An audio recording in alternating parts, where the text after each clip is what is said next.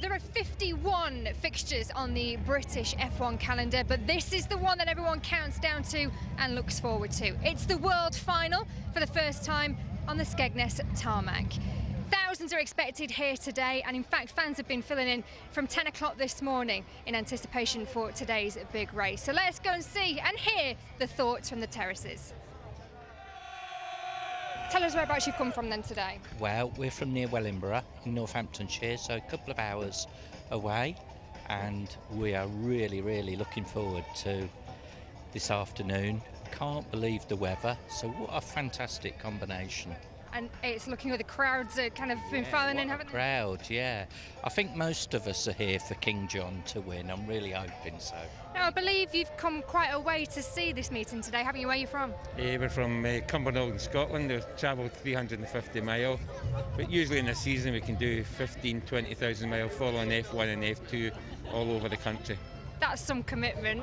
43 years, Janice and myself were the original starter and lap scorers at Racewall, going way back to 1968, so we've been at it all our lives. So you've seen quite a few World Finals before then? Yes, a lot of World Finals. Hardly missed one, and followed the F2s, F1s and saloons all over the country. What do you make of today's grid then? Is it anybody's, or do you think there's a real favourite today? First bend's always the hardest. If you can survive that, you're away. But looking at the grid, I probably think that the people that could score is Paul Hines and Rob Speed coming for row 7 on the grid. The front row runs to Forum, taken out early.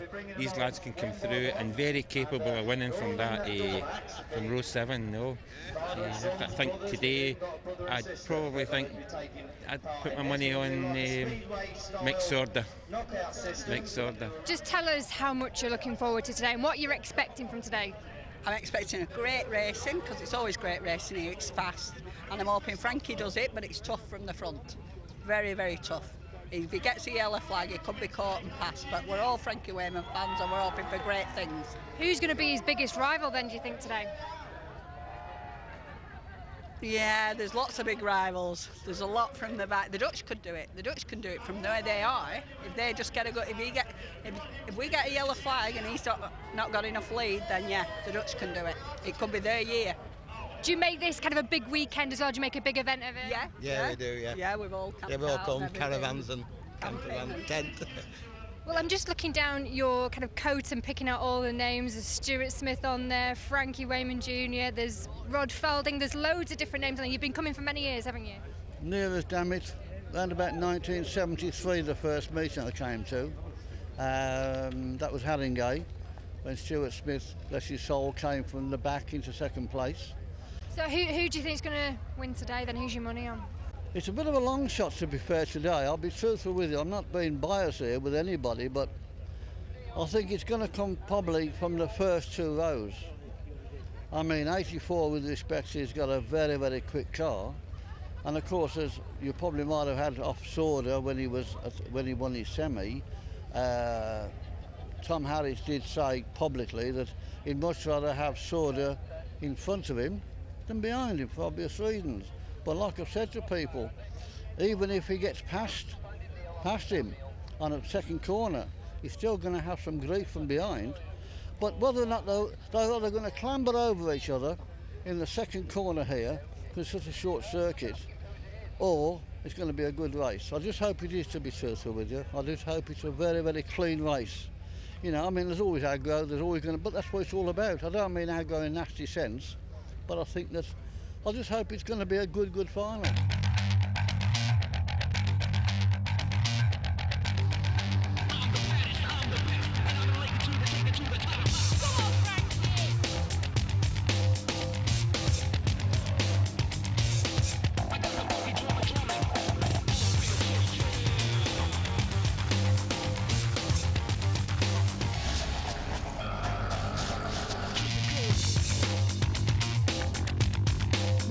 Straight,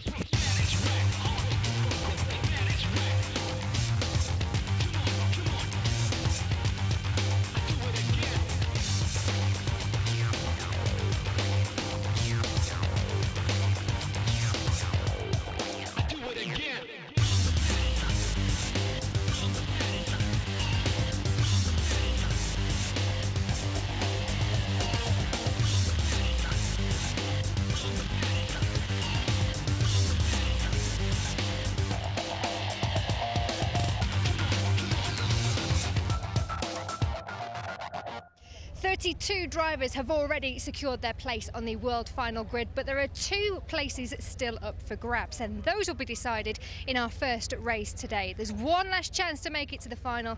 Let's go and see who lines up in this one.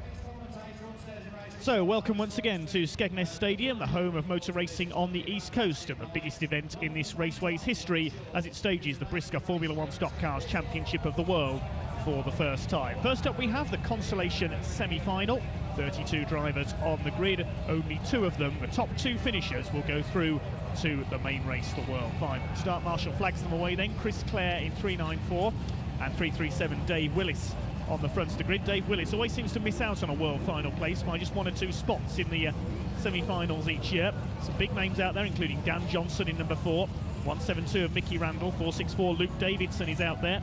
Lee Fairhurst in 217, was a front runner in the semi-final at Birmingham, managed to drop out with engine problems. Matt Newson as well in car number 16. They could be among the main contenders. A few Dutch competitors as well out in this one. It's Chris Clare and Dave Willis who lead them round. Robert Broom in car 41, 417 Mike James on the second row. There's 73 Rob Cowley, won the UK Open title at Skegness earlier this season. Dave Riley, the World Masters champion, 37 Chris Cowley, son of Rob. Last year's Novice of the Year, Paul Carter in car 300. Graded order start, as you can see, but with a closed grid, no gaps between the grades. There's the big guns, Lee Fairhurst in there, Matt Newson, a few Dutchmen as well, including Ron Kronda in H217, the former world long track champion. So it's time to go racing here at Skegness Stadium then. 2 drivers will go through to the world final. The green flag is out, and here we go. Mike James already moving across into the first turn. There's chaos on the first turn, cars going everywhere around the outside. Adam Slater in 214 has taken a pummeling from the pack. Matt Newson rides over the front of, I think that was Mickey Randall on turn 1. There's cars scattered all over the place on turn 1. The track is half blocked. They're trying to get themselves underway again. Oh dear, Richard Masterson in car 103 straight into the side of Dave Riley. This is surely going to be a race stoppage, as at least 7 or 8 cars stranded on turns 1 and 2. Absolute mayhem there on the first lap. Yes, the caution flags, unsurprisingly, are out, and the cars will be lined up for a restart. Both the front row men involved, Dave Willis and Chris Clare, will try and see what happened in just a moment. Look at the state of Adam Slater's 214 car. That has taken a hammering. There's bits of metal and suspension springs all over the racetrack at turn 1. Dave Riley involved in 422 as well. Now let's see what happened. Mike James is already sideways on the run to the first turn. The big push came and everybody just seemed to go straight on. Adam Slater spun across the front of the pack. He took an absolute hammering from at least 3 or 4 cars. Matt Newson's in there in number 16. Why wouldn't he be? He's having that sort of season. Harmon Staver, Martin Uthuis, the 2 Dutchmen. Paul Carter, Dave Riley, and then Richard Masterson straight in sideways. That was a very heavy impact indeed for the man in 103 as the cars came around for a second time. Let's see it again.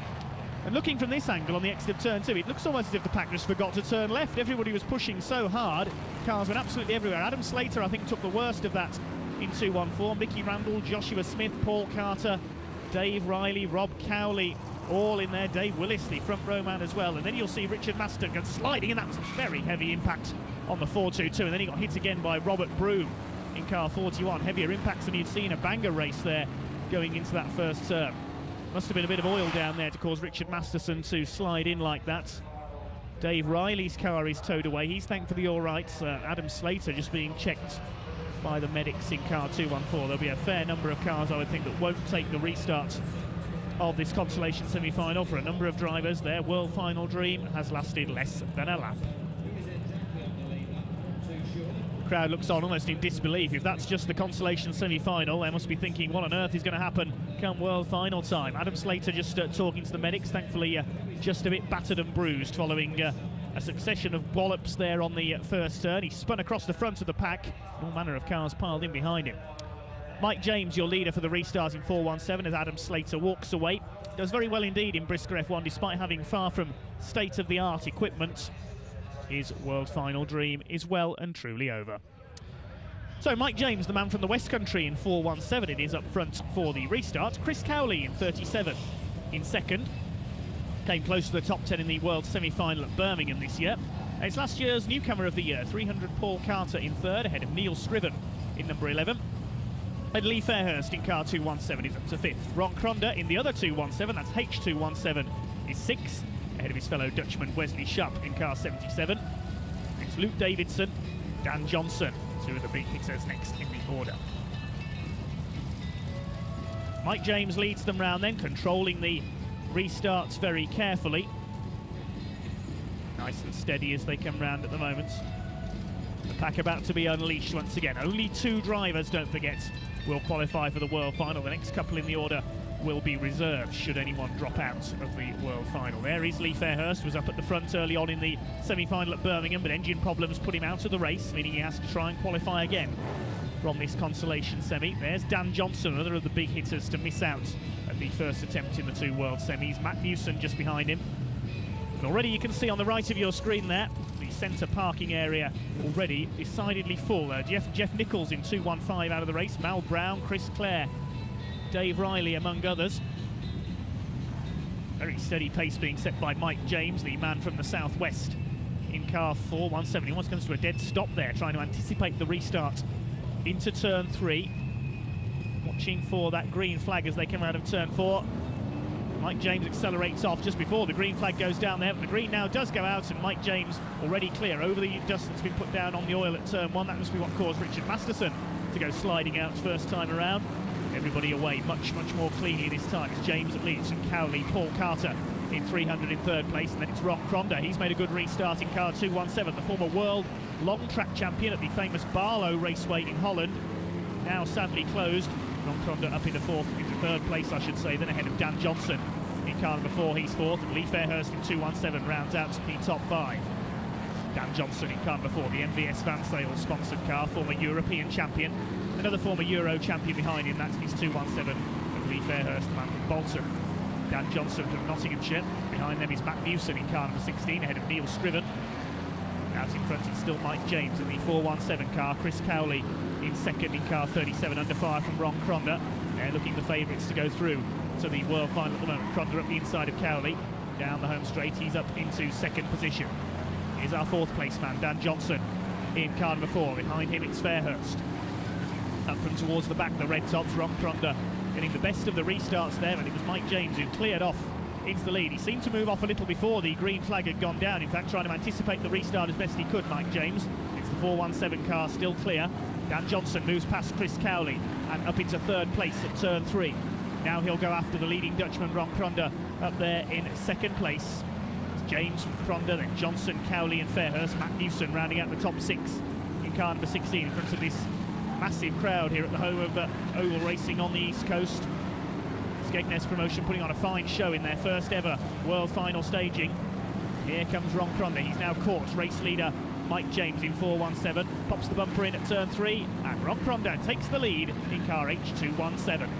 Dan Johnson will now try to follow him, trying to get onto the back of that World Final grid. Mike James trying to fight back. He just clips Cronda there coming out of turn 2.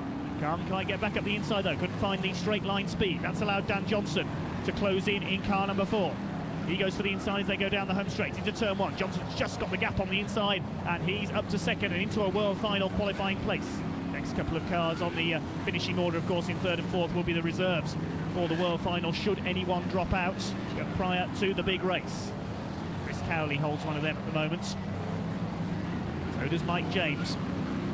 It's Ron Cronda and Dan Johnson starting to pull away now at the front of the field. That board's not yet out for Ron Cronda. He's coming under fire from the number 4 car.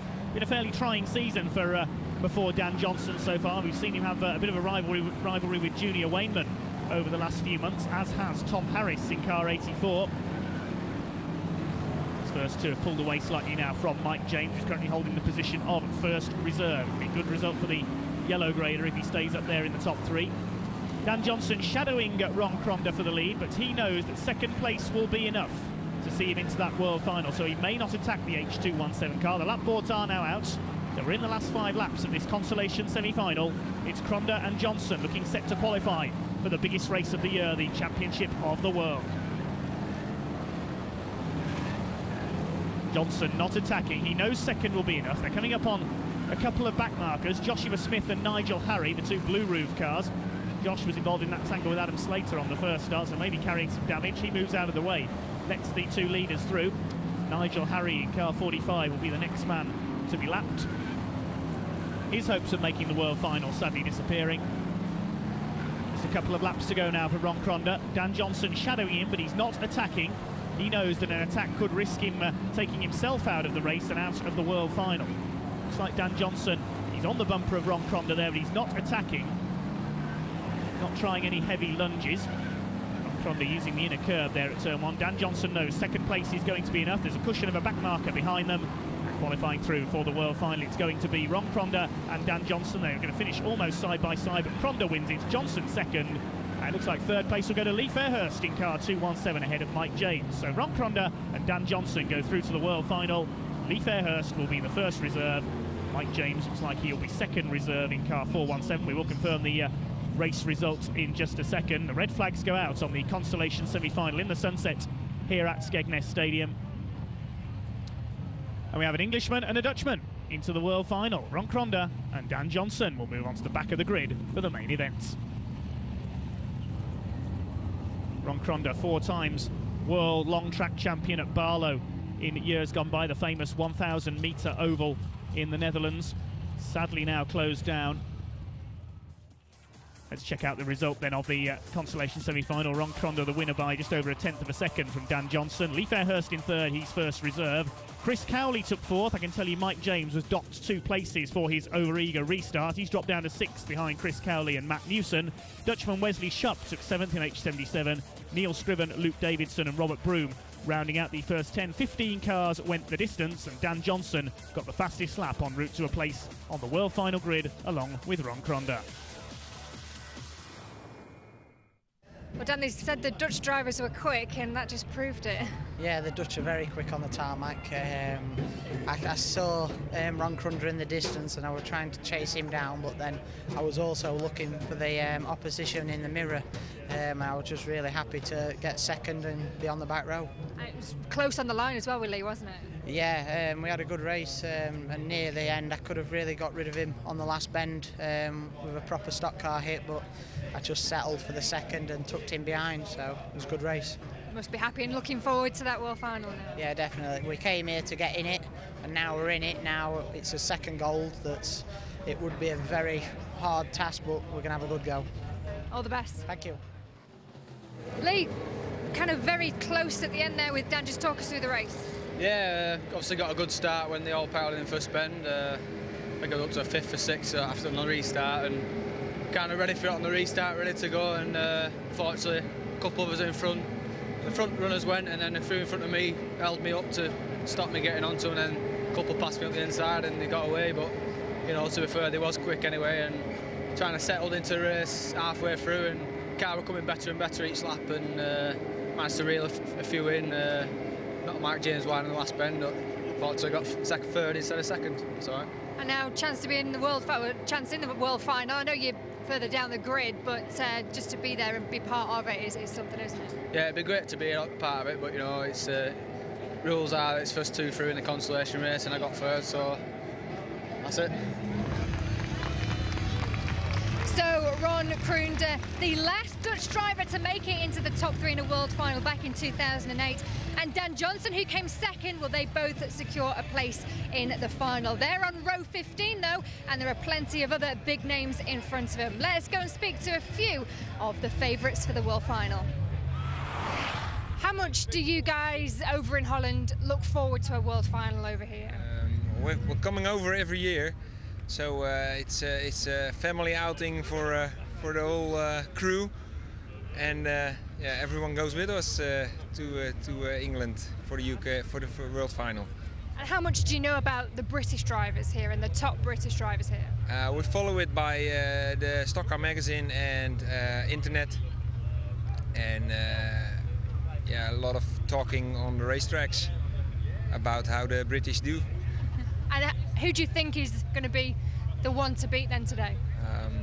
Well, the last few years it's been always a surprise, so I really can't tell one name who's going to win it tonight. I can't I can't name one.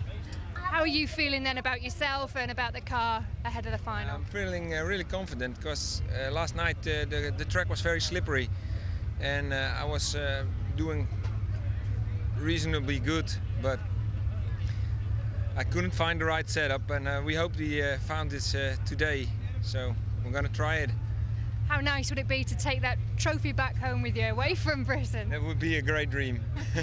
That would be a great dream. But Craig, defending national points champion, British champion, how would world champion sound? Sounds nice, doesn't it? But it's one of them. I think it's going to be survive them first 5 laps and take it from there, really. There's a lot of strong competition around here tonight, especially Tom. He's very fast around here. And then we've got a few fast Dutch drivers as well tonight, so it could be hard work, I think. Just remind us how you did the last time we were here early on in the season. Not very well at all. Virtually wrote my car off last time I come here, so I've come back in the old one tonight and had a few good practices, and it seems all right up to yet. So. Does that do you think about that at all, or does that just go right out the window? No, it just goes out the window. It's another race now, isn't it? So just hope for the best and see what luck we get. You say practice has been good as well? Yeah, we've had a few good practice sessions today, and the car seems near enough there, but it's not 100%, but we're in with a good chance, really. A lot of people saying that first bend, that first few laps are going to be crucial. I think myself, the first bend will be a bit tame. I think it'll all happen on the second bend. So I think everybody's expecting it the first bend, so they'll back off a bit, I think. And then I think it'll be the first 5 laps and the last 5 laps then. Do you have a game plan in mind? Not yet, no. Finish. All the best today, Craig. Thank you very much. Tom, I remember speaking to you in the final last year, and you seemed a little bit nervous, but nerves obviously does play a part in a big race meeting like today, doesn't it? That's right. If you haven't got nerves, I think you've got to worry, you know. I wouldn't so much say I'm nervous now. I'm more eager to get out in the car, and I've had a really good practice session, so yeah, I'm looking forward to it. And a really good season as well. A couple of trophies that you've already collected. It'd be nice to pick up the world final, wouldn't it? That's it, you know. I've always wanted to win a title. I've had a lot of bad luck in title races, and then finally I ended up winning the European and had a good day there, and then I went over to Holland and ended up winning the World Cup in Holland, and I know that's one trophy I never ever thought I'd get my hands on, and you know, to get it is absolutely unreal. Second row, how are you feeling about that? I mean, I remember you saying you'd rather be behind Mick Sorder than in front of him. That's right. It's, you know, Skegness is the track. We've been out in practice and it's very tight, and the corners it's very slippy on the outside as well. So I think there's going to be a lot of pushing and shoving. The semi-final here a couple of years ago, that, you know, the front 4 rows went straight in the fence, but they all managed to carry on and keep going with no damage. They just lost a few places. So we'll see. You know, you can never plan a stock car race, so we'll see how we get on. I know it can be anybody's race, but who do you think could be your main rival today? Everybody. The thing is, it's a one-off race. You know, you've only got to have slightest bad bit of luck, and you know, your race is over. There's a lot of quick guys at the front. You know, Frankie, Mick, you know, me, Craig. You know, then you've got like Danny and Paul Harrison. You know, on the road before the foreigners. We come last night and watched the foreigners racing, and you know, they were really, some of them were really quick as well last night. So you know, I think it's really wide open. It could be anybody, especially on a track like Skegness, where it's, you know, it is a stock car track. There's plenty of bumper action, and it'd be a good race. What would it mean to you at the age you are as well to be a world champion? Oh, everything. You know, it's dreams. It's why we do it. This race is why we race all year. We build up to this, and you know, it's why we do the qualifying rounds. Why we come to the tracks, especially Skegness. The World Final being here. We've come to all the meetings here this year, and we've had a good go around the car. And like I said, we've altered a few things today, and it'd mean absolutely everything to me. All the best. Thank you very much. Thank you. Mick, this is your first F1 World Final. You're on the front of the grid. I suppose you couldn't ask for anything better, could you? I don't know. I'll just take what I can, and it's my first one, so I'll just funk it around that first bend. I won't be laughing, but I'll be a bit happier. But we'll see what happens. All I can, doing it. How's practice? All right, car's all right. We come up here practicing last Tuesday. We tried some different things, and it seemed okay. Track's a bit slippy today, but we'll make it right, hopefully. And overall, the Skegness circuit, is it one that you like? In my F2 days, this is my most winningest track. I've won like 30 finals around here, and F1 I've won a few races, but I don't like it. I don't know why. It's just too small for these cars. It's too much power. You can't get your foot down. Once you get going, it's time to stop again, you know. But I don't mind. You know, I didn't really want to be in the world final here, to be honest, but I'm in it, and I've just got to live with it and be done with it. It'll be over in a couple of hours, won't it? So we'll be laughing or crying, you know. You've got a lot of fans here today as well. Do you feel under pressure to do something today? I do a little bit, but you know, I'll just put on a good show. If I can't win, then I'll just make everybody, you know, love me more, hopefully. But I'll just do what I can, and I'm just going to stop everybody else coming by me. And if I do catch someone up that's in the way, then I'm going to have to use my bumper this time. I haven't used it yet in F1s. I've been quite tame, so I think time's going to tell now as you're going to see the real me. There's more to come from McSorda. There will be, yeah. I don't know whether to be. Thanks. Don't know whether it'll be like later on what'll happen, but we'll just watch this space and see what happens. Frankie, you know better than anybody that consistency, good luck, bad luck, good form, it all goes out the window because it's all over in one race, isn't it? Yeah, one race, World Championship, it's always been the same. You can work all year towards the one race, do everything right, get on pole, one corner, you could be out. It's just the luck of the draw. We always have gone into the World Championship like that. If you get around that first corner, make a race of it, all well and good. So. You have had a good year though, and you are on the front row, so you're feeling confident about today? Yeah, definitely. Car's been running good. Like I said, I've had a good year. I'm happy. My boy won the gold top in the minis last weekend, which, I gave him every bit of luck I had last weekend, I'll be totally honest with you. So I might not have any tonight, but, and that to me was worth 100 World Finals for me, if I'm honest. And like I say, I have had a good season. I'm winning the shootout at the minute, and things are looking good. It's been good. I was going to say, to kind of carry on from little Frankie, and in a special year for you as well, 25 years, it'd be nice to have that world final. He would for definite, and I've had it all week off him, I've got to be honest with you. But at the end of the day, he deserves it. He's 12-year-old and he drove like a 25-year-old. He didn't do anything wrong, and he won the world final, their national championship at the age of 12. I was never that good in the minis, ever. So this could be me sort of taking a bit of a back seat and letting him take over, to be honest, because he will be better than me. But tonight you've got your lucky suit on as well, haven't you? Just tell us about it. No, the other one's getting a bit tired now. The problem is with me, when I'm at meetings, I'm always helping people and working on cars, and they just get wrecked, to be honest. But I dug this one out because there was no holes in this one, and yeah, this one was won a few years ago when I won a few things. So, yeah. You won a final in it, didn't you? Yeah, I think I did, yes, yeah. But hey, I don't know. I mean, you don't know. It's like I say, it's just one race. If we get off and get racing with Tom and Mick, it could be an awesome race. Hopefully it is for the crowd, and we'll just get stuck in there. Where do you think it'll be won and lost today? It depends what Tom does, to be honest. It's Tom's call, really. If I was in Tom's shoes, I wouldn't go in stupid on the first corner.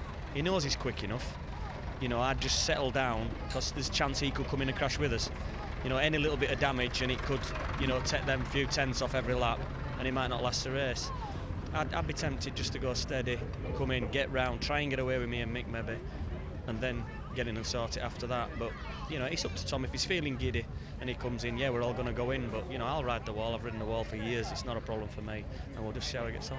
All the best today. Thank you. Paul, can you quite believe it's been a year since you picked up that trophy? No, time flies when you're having fun, doesn't it? It's been a fantastic year. Not results-wise, they've been very disappointing, but just to be world champion for 12 months, to have that honour has been amazing. And yeah, I've had to, even now, pinch myself sometimes to believe that it's real, because it's incredible and I've loved every minute of it. Do you feel differently going into this world final than you did this time last year? Without a doubt, yeah. Previously I've come to a world final and I've desperately felt as though I needed to win it and desperately wanted to win it.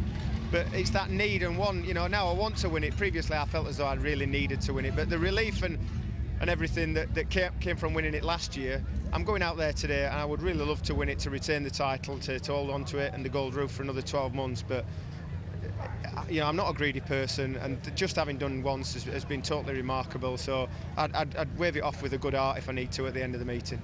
And fourth row on the grid, how are you feeling about that? What do you think your chances are today? Well, fourth row inside, yeah, I think it's a decent starting position. Got all the good guys around me, some in front, some behind, some to the side, and across. They're all the best drivers. They're all there on the track.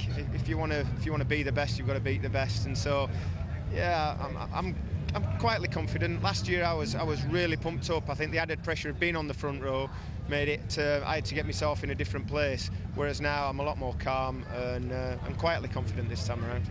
All the very best. Thank you very much. Cheers.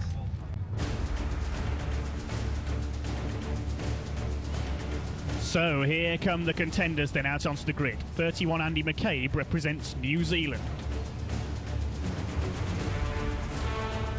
There's Lee Fairhurst. He thought he hadn't got in, but his father Derek Fairhurst in 218 has had engine problems. Lee steps up from first reserve onto the back of the grid for the world final. There's Dean Hawkins, number 43, representing Australia. large number of Netherlands representatives on the grid. There's Dan Johnson, we've just seen him qualify along with Ron Crump. Ivan Pritchard in 4.34, missed the world final with engine trouble, having qualified last year. Michael Scriven in number 12, having his best season for many years. Could he be an outside bet for goal?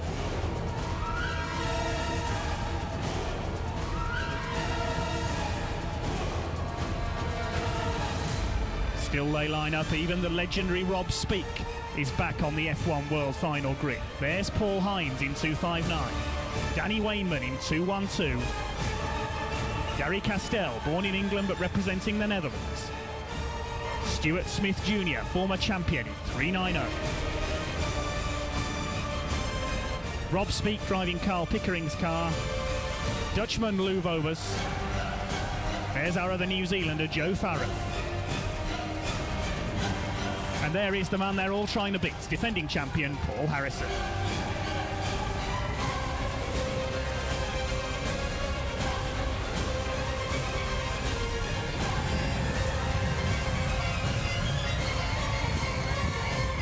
Who is going to be the F1 World Champion for 2012?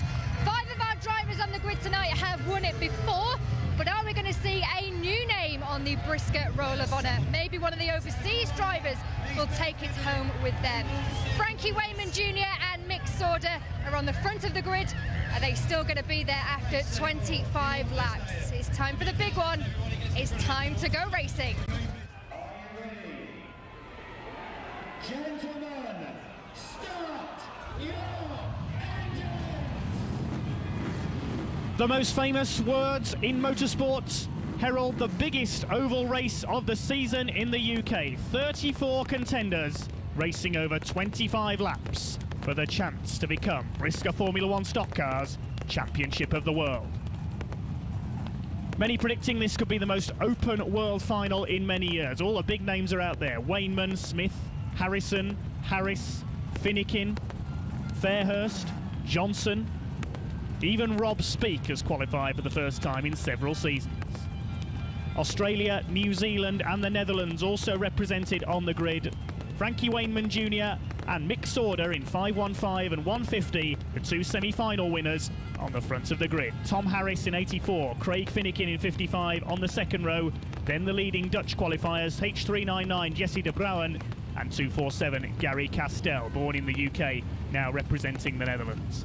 That's what they're competing to win. Paul Harrison handed the trophy back on the pre-meeting parade. The trophy girls leading the grid around with the ultimate prize, the World Championship trophy.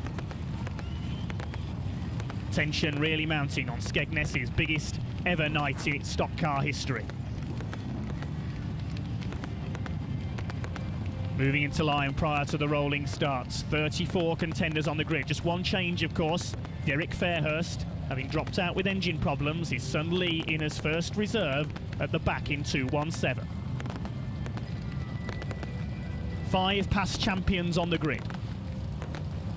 34 potential champions of 2012. Here we go then, they are off and rolling. Craig Finnegan, the national points champion, starts on row 2. There's Paul Harrison, the reigning world champion, alongside Danny Wayne. Ryan Harrison, Stuart Smith, Lou Vobers, Johan Katzberg, Paul Hines.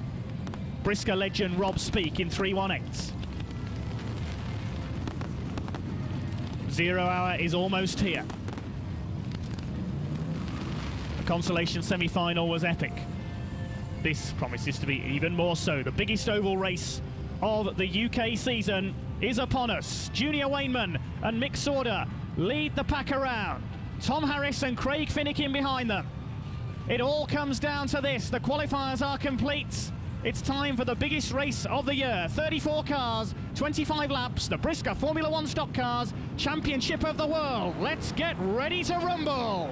Here we go, 5.15 Junior Wayman leads the way in the first turn. A massive lunge from Tom Harris, and he's taken himself out. Harris goes out on the first turn. There's cars going everywhere further back. Jesse de Brouwen into the wall. Paul Harrison's involved. Mark Woodhull in 3.35. There's cars scattered everywhere on the first turn. Mick Sauder's taken the early lead. There's more cars going out. Joe Farram, Gary Castell, Rob Speaks in there as well. We go on board with Mick Sorder in car number 150. He's led around the first lap. Looking back, Wainman up the inside in 515. He'll take up the lead.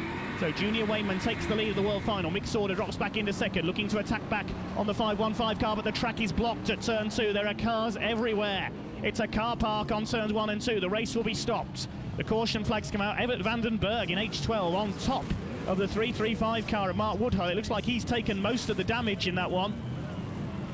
The track is blocked solid on turn 2. The caution flags are out. The red lights have come on, so that will be a complete restart by the look of things to this World Championship final.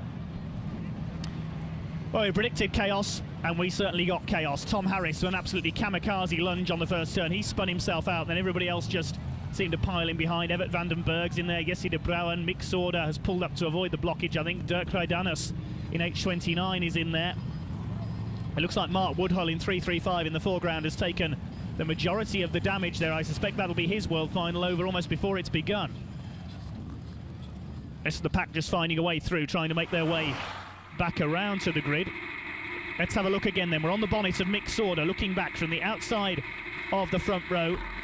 Wainman and Harris get the jump into the first turn, and Mick Sorder judged it just about right. He was able to dive underneath them as everybody else went wide and take up the lead. Sparks flying further back as cars bounced off the inner curb, but it was Mick Sorder, the big winner on that first turn. He led the way to the end of the first lap. He then ran out wide, and you'll see Junior Wainman draw through on the inside of turns 1 and 2 before all hell broke loose again behind, and everybody else piled in. Here comes Wainman up the inside. It was turn 3, my apologies, he took the lead as Mick Sorder went out a bit wide. Craig Finnick in there as well. And then Mick Sorder couldn't avoid sliding into the pile-up as well. Wainman pulled up, Sorder slid in and was collected by Craig Finnick directly behind him, had nowhere to go. So everybody pretty much involved in that pile-up. Let's have a look from the back of the pole-sitters car, Junior Wainman, and now we'll see this kamikaze lunge from 84 Tom Harris into the first turn. Walloping goes the bumper, but Harris then spun himself out. Wainman hit the wall but was able to continue. Jesse de Brouwen then collected the spun Tom Harris, and all heck broke loose behind. Craig Finnick got through okay, so did Lou Vobus. He made a good start, the Dutchman in H22. Brian Harrison in there as well, traditionally a fast starter in 197. Wainman was the lucky one. He was able to avoid the pile-up on the inside before things became completely blocked. There's that lunge again. What a hit from Tom Harris. Unfortunately took himself out as well. De Brouwen hit him over the front wheel. Paul Harrison straight into the wall further back as well. Looks like Johan Katzberg involved, Danny Wainman. Scott Davids was caught up as well in 4.62. Harrison got going again, but then there was just no way of anybody getting through on the outside line. Everybody else piled in. If you were more than 1 or 2 abreast, you were stuck, basically. There's what caused the blockage on the inside. Ron Kronder hit the infield tyres. Peter van der Lest in H226 got caught up, and from then on there was just no way through. The track completely blocked. Evert van den Berg on Mark Woodhull's bonnet, and pretty much everybody involved there in a solid blockage on turns 1 and 2. So the grid will be formed up again then for a complete restart, but before that drivers have 10 minutes of repair time. The drivers and teams have 10 minutes of repair time to get their cars refettled ahead of the restart. Tom Harris swiftly getting to work on the front iron work of his car. He was of course the first man to go out with that lunge at Junior Wainman, not quite working out on the first turn. Craig Finnick pulling up alongside him to check what's going on. A suspension spring damage for Tom Harris there. The track is turned into the pits area as drivers and teams go to work. Paul Harrison doing some work there. Look at Ivan Pritchard's car, number 434. That is badly damaged. He failed to start last year's World Final at Northampton with engine problems. And it looks like he's going to have to sit this one out as well. Evert van den Berg, likewise in H12. Paul Harrison's got a bit of damage as well. Tom Harris and his team go to work on the front end of the 84 car, the European champion, the pre-race favourite for many in this World Final. Stuart Smith in 390 is there as well. Richard Kalita, the centre green presenter with the gold jackets, trying to get any snippets of news and interviews that he can. I don't think Ivan Pritchard is going to make it to the restart of this World Final. So the remainder of the field is lined up then. Wainman and Sorder on the front row. Harris and Finnick in on row 2. We've lost Jesse de Brouwen and Gary Castell from row 3, so there's a hole in the field there. It looks like most cars have been able to repair. We've lost around half a dozen, I think, from the grid, from that first start pile-up. The tension mounts once again then for this World Championship final. Lee Fairhurst at the back along with Andy McCabe. Wainman and Sauder lead them round. It is time to go racing once again with the Brisker Formula 1 Stock Cars 2012 Championship of the World. 25 laps the distance. Watch for the green. Away they go. And Wainman makes the break once again from pole position. What's going to happen into that first turn this time? Wainman's got clear in 5 on 5. Everybody else is going to go wallop straight in behind. Mick Sauder hits the wall the hardest this time. Paul Harrison is in the wall as well. Danny Wainman, a couple of other cars in there. Everybody else has got round. There's more cars pushing those bumpers in at turn 3 and 4 as well.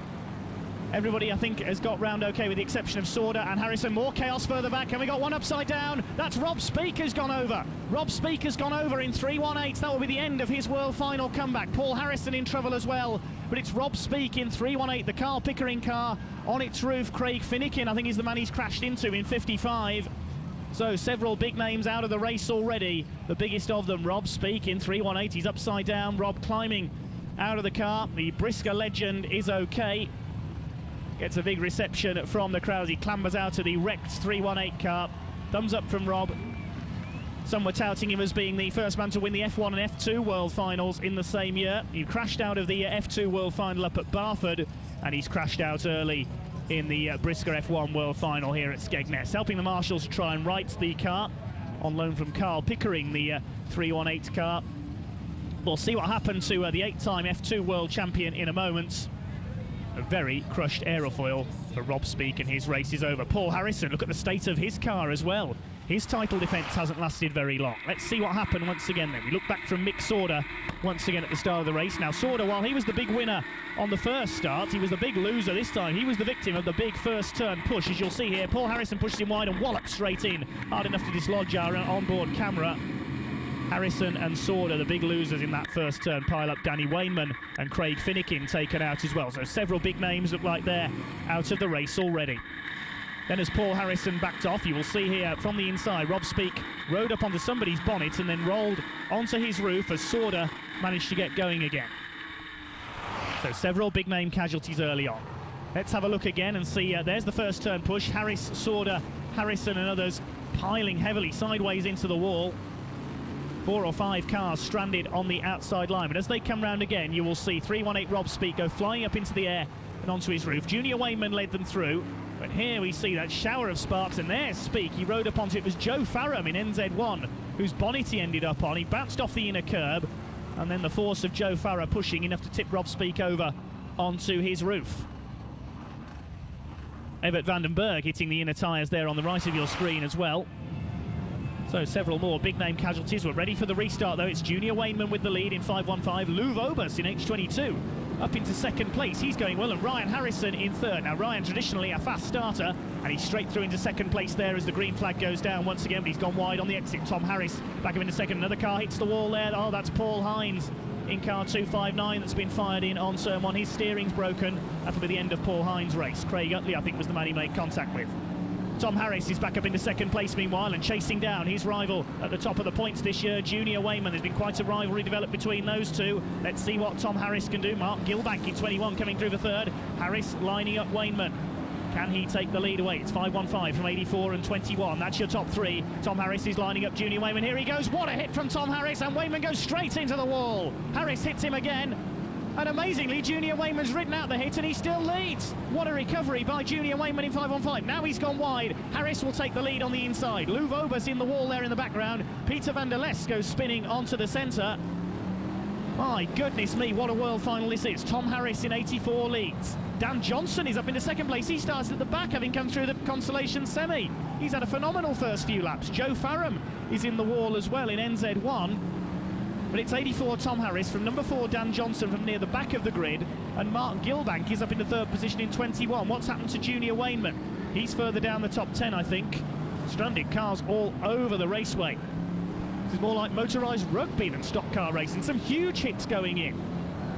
Harris leads in car 84 as they pass the stranded cars of Hines, Farram and others. Lou Vobus has gone out as well.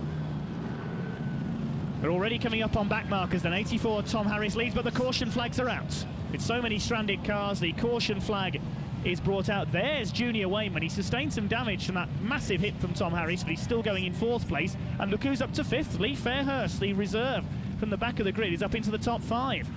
This caution flag will close things up once again. Then let's have a look again. We're on board with Paul Hines for the restart. Well, the last restart is behind Mark Gilbank. Paul got a massive hit going into the first turn and walloped straight in when the 259 car. It's Craig Utley who dealt out the hit. That's broken the front axle on Paul Hines' car, and probably a lot more besides. And the winner of the Bev Green Half Trophy this year is out of the race. Let's have a look again and see on this restart. There are already cars tangling further back. Ryan Harrison, who got caught up with Lou Vobus. That's broken Lou's steering, and the Dutchman, who was second, out of the race. There we see the attack from Tom Harris, a massive hit on Junior Wayman, who incredibly rode it out and for half a lap was able to keep the lead. Here we see it again. What a hit from Tom Harris. That was a seriously hard whack on the back of the 515 car. Wayman just got his foot down and drove away from it, but on the next turn, Harris was able to take the lead. There is Joe Farram being towed away in NZ1. 2 wins for him at Birmingham last week in the World Final warm-up meeting, but sadly no goal roof going to New Zealand this year. Tom Harris, your leader then in car 84. Daniel Johnson in second, and Mark Gilbank in car 21, well up in third place, but there are plenty of laps to go. All this could still change, especially if the action remains at the level we've seen so far. Some monster hits going in, biggest without a doubt on Junior Wayman from Tom Harris. So here we go then, the green flag is down once again. Harris sets off into the lead. Dan Johnson attacking as they go into turn 1. Sparks flying, they both go out wide. Mark Gilbank takes the lead, and Harris has caught a fence post. He's in the Armco on 3 wheels at turn 1. That is going to be the end, surely, of Tom Harris's World Final. Mark Gilbank has taken the lead. Lee Fairhurst is up into second place from the very back of the grid. Unbelievable. Fairhurst in the second ahead of Johnson and Wayman. Harris is trying to get himself out of the fence there at turns 1 and 2. He's hooked on the top rope there. That's like something out of Robot Wars, isn't it, with Tom Harris trying to manoeuvre his way off the fence, trying to shunt backwards and forwards, to disentangling himself from the posts and wires on top of the Armco. He's done so, but there is clearly damage to the 84 car. The front tyre is destroyed, and Tom Harris, who was leading the way, is out. Dan Johnson, the man responsible this time.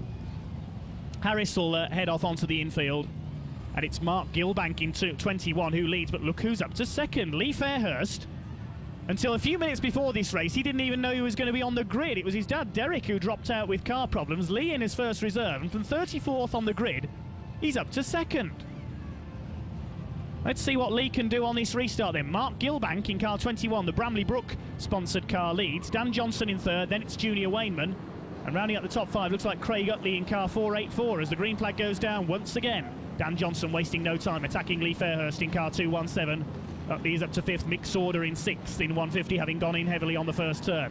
Gilbank leads it though. Dan Johnson has pushed his way past Lee Fairhurst up into second position. The 2 men from the back of the grid chasing after Mark Gilbank in car 21. The best form he's shown this year has been on shale. Could he take his first world title tonight, though? Been a servant of the sport for many years, Mark Gilbank. A world title would be just reward. Junior Wayman not finished yet either in car 515, attacking Lee Fairhurst as they go around the turn. Down the back straight they go. Gilbank from Johnson, then it's Fairhurst. Wayman shadowing them, then it's Craig Utley. He's having a fantastic world final in car 484 up there in the top 5. But now the race seems to have finally settled down after those brutal early stages. Dan Johnson attacking for the lead. He's attacking Mark Gilbank. Gilbank goes a little bit wide there coming off turn 2. Johnson's lining up, trying to get that bumper in. The bumper does go in. Sparks flying from the back of Johnson's car. He's up the inside. Dan Johnson leads the world final. Fairhurst follows him through. The 2 men from the back of the grid into first, second. Big hit there from Gilbank. He stuffs Fairhurst into Johnson. They all go out wide. Wayman's there on the inside. I think Johnson's held his lead. Indeed he has. What a race this is. Where Fairhurst now attacks Johnson. They both go out wide. Fairhurst leads from last to first. Lee Fairhurst, unbelievable, leads the world final in car 217. Junior Wayman is back up into second place, the pole sitter. Gilbank is down to third. This is unbelievable. This is the best stock car race I have seen in years. Craig Utley and Mick Sauder now getting into the mix, as is Ron Cronder. The 3 men from the back of the grid are all into the top 6, I think. Wayman, despite a battered car, still holding second, but Lee Fairhurst, I can't believe this, has pulled clear in 217. Cronder under fire there from Michael Scriven, who's battling in the midfield as always. But Lee Fairhurst, from the very last spot on the grid, leads the world final. Dan Johnson renewing his rivalry with Junior Wayman in car 515. He takes second place, Dan Johnson. He, of course, qualified through the consolation semi along with Ron Cronder. Lee Fairhurst didn't even know he was going to be in the race until a few minutes before it started. And the man from Bolton leads the way. Only once before in World Final history has a World Championship been won by the man from last on the grid. That was back in 1964 when Trevor Frost won it. Cloud of smoke there, we've got a tangle. Oh, Mark Gilbank, the early leader's out. He's tangled with Ryan Harrison in 197. The leaders get through unscathed. Craig Utley in 484 is well up there. I think he's up in the 4th place, the blue grader. Ryan Harrison's got a damaged rear wheel. He will drop back down the order. But Lee Fairhurst in 217 got into the race as a result of engine trouble in the build-up for Derek Fairhurst, and he's looking to take his first World Championship. He'll be one of the youngest ever World Champions if he does.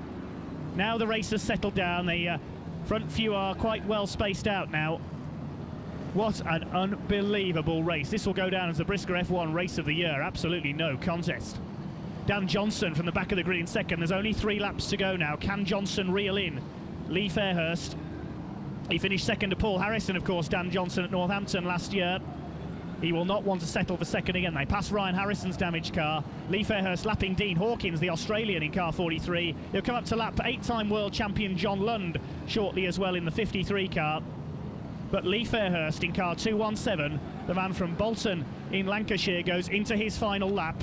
He started as first reserve. He started from the very back of the 34-car grid, and for only the 2nd time in history, the World Final is going to be won by the man who started dead last. 217, Lee Fairhurst out of the last turn. Lee Fairhurst is world champion. Fairhurst wins it. Johnson second. Junior Wainman, after all the big hits and battering his car's taken, takes third. Fireworks across the centre green. That is the race of the season. Who could have predicted that the World Final would be won by the man who started stone last on the grid?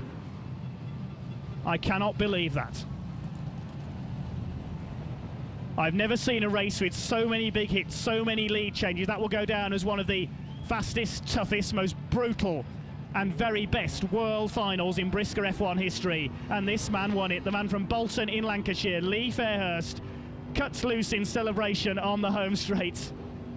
One of the youngest ever world champions, and possibly the lowest ever grid slot that a world championship has been won from. As we said during the race, 1964, Trevor Frost won from the back of the grid for only the 2nd time in Brisker F1 history. The World Final is won by the man who started last on the grid. What a result for Lee Fairhurst. Half an hour before this race, he didn't even know he was on the grid, and you can see how much it means to him. Lee Fairhurst absolutely elated. He has just taken the gold roof. Absolutely unbelievable.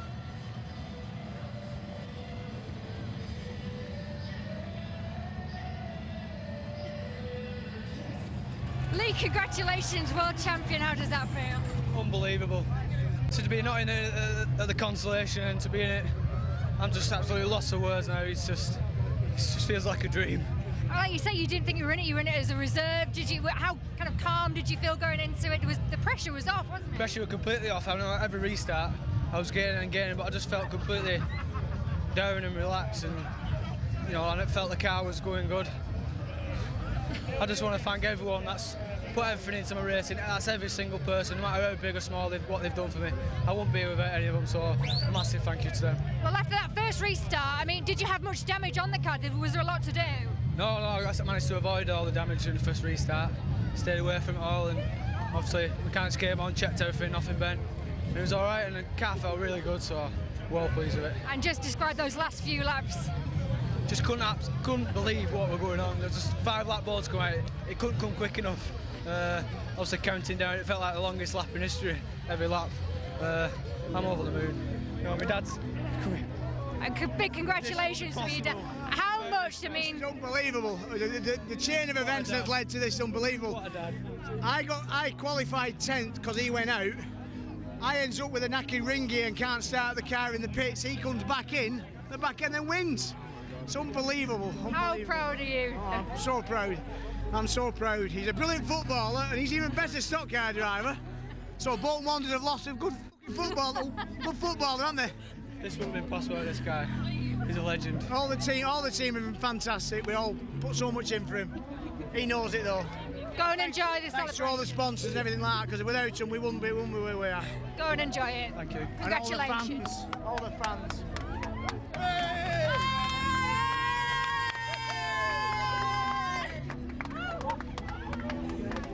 Dan, you were so close there. Just talk us through it from your perspective. I mean, the last run of the race, because it stopped a few times. Well, the first stoppage was just chaotic again, and then we got through that and got the car fixed, and then the second one, I knew Tom pulled away from me on the first start, and I thought, well, I'm going to have to do something if I want to win, and everyone wants to win World Final. Tom would have done the same. I had to do it, and that's what I did. And then on the next stoppage, I was fourth, and I knew the car was quick enough. It was just my mistake. I should have got rid of Mark Gilbank a bit quicker to put me more on the back of Lee. Then it would have made it a better end to the race to the end. There was a lot of bumpers going in, and like you said, you're not afraid of using it, and if you're going to use it, it has to be a World Final. Everyone's got one, and it's stock car racing, and probably one day I'll be on the receiving end of it, but that's life. Thanks, Dan. Thank you. Frankie Willer's World Finals go. How does that compare? Yeah, it was brilliant, absolutely brilliant. I took all the brunt of it at the front. Tom had me in both starts proper. Took all the front end round, the front axle, back, everything. I was hanging on, to be honest, but really chuffed to get into third place, you know what I mean? After that damage, it shouldn't have even carried on, really. The first start, Tom had me in the wall proper down there, got away, got back past Mick again into the lead, but that had done all the damage. The front end was wrecked. And then obviously they had the restart, so we had to go through it all again. But you know, it panned out to be a good race. You know, I couldn't get involved. If I went in the wall again, it'd have stopped in there. So I just had to hang on and do the best I could. Tell us how much damage was done after that first run of the final. Yeah, it fetched the front bumper right round. It was on the tyre on the first start. We couldn't do anything with it. You know, it meant pushing it all back out and restaying it all, which we didn't have time to do. So we opted for leaving it. You know, the car was still running good at that point. And the second time Tom put me in, it bent the axle and did everything. Then it just wasn't running right after that. But you know, to be honest, you know, Dan Johnson did his job right. He did everything he could to get up to second. You know, Lee just sneaked away. You know, I probably could have had Dan Johnson when he come past me, but I was hoping he was going to get to Lee Fairhurst, and then if they started messing about, I could have got into them, but it didn't work out like that. But I'm chuffed with 30. It was a good World Final, excellent to be in. Well, you couldn't take your eyes off any of it, to be honest, but that's what we want at World Finals. No, for sure, and you know, as usual, I was probably in the thick of most of it, in the middle of it all. I mean, I went in hard a few times, to be honest, but you know, it kept going. You know, the car kept going. At the end of the day, you know, one of my chassis won it, one of my chassis got third, so I can't complain. Well done, Frankie. Thank you.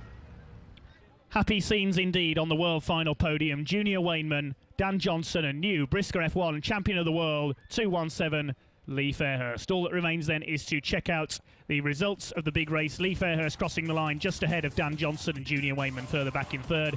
Craig Utley, a phenomenal fourth place ahead of Michael Scriven, with Ron Cronder, the top overseas driver, in sixth. Stuart Smith in seventh place ahead of Scott Davids, leading the midfield battlers ahead of Will Yarrow. Mark Gilbank, the early leader, recovering to finish 10th.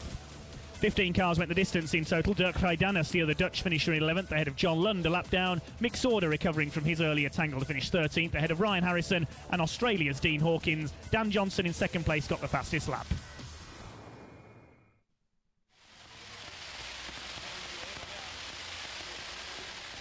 So after an action-packed, incident-packed World Final, Lee Fairhurst is the 2012 Brisker F1 World Champion. The next time we see him, he'll have a gold roof on his car. We're at Stoke next time. Thanks for watching. We'll see you soon.